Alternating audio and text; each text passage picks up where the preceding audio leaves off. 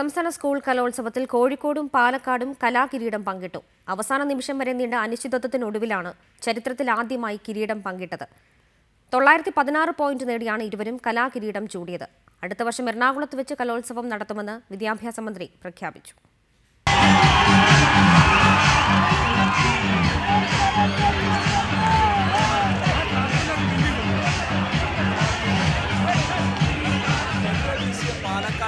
കൊടുങ്കാറ്റായി.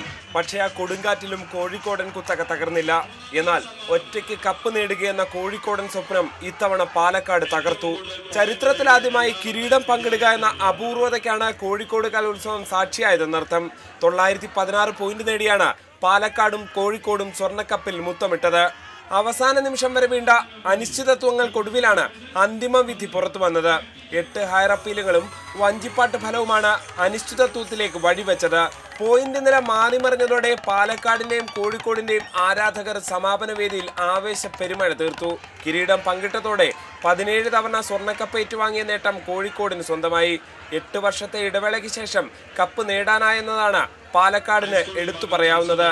അപ്പീലുകളുടെ കുത്തൊഴുക്ക് തടയുമെന്ന് സമാപന സമ്മേളനം ഉദ്ഘാടനം ചെയ്ത വിദ്യാഭ്യാസ മന്ത്രി PK അബ്ദുറബ്ബ് പ്രഖ്യാപിച്ചു. കലോത്സവ മാനുവൽ പരിഷ്കരിച്ച് ആദിവാസി ഗോത്ര കലാരൂപങ്ങൾ അടുത്ത വർഷം മേളയുടെ ഭാഗമാക്കും. അതിനിടെ സമാപന വേദിയിൽ SFI പ്രവർത്തകർ വിദ്യാഭ്യാസ മന്ത്രിയെ കരിങ്കൊടി കാണിച്ചത് സംഘർഷാവസ്ഥ.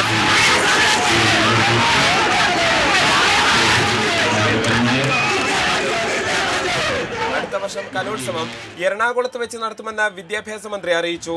കായികമേള മലപ്പുറത്തും ശാസ്ത്രമേള കൊല്ലത്തുമാണ് നടത്തുക. കായികമേളയ്ക്ക് 101 പവൻ സ്വർണ്ണക്കപ്പ് ഏർപ്പെടുത്തും. സിനിമാ താരങ്ങളായ ജയറാം, റിമ കല്ലിങ്കൽ, ആഷിഖ് കപൂർ തുടങ്ങി നിരവധി പ്രമുഖർ സമാപന ചടങ്ങിൽ പങ്കെടുത്തു. Team reporter, Kozhikode. അതിഥിയും ആതിഥേയനും പങ്കിട്ട കലോത്സവം ചരിത്രത്തിന്റെ ഭാഗമായി കഴിഞ്ഞു. ഇനി എറണാകുളത്ത് കാണാം. കലോത്സവ നഗരിയിൽ നിന്നും ടീം റിപ്പോർട്ടർ.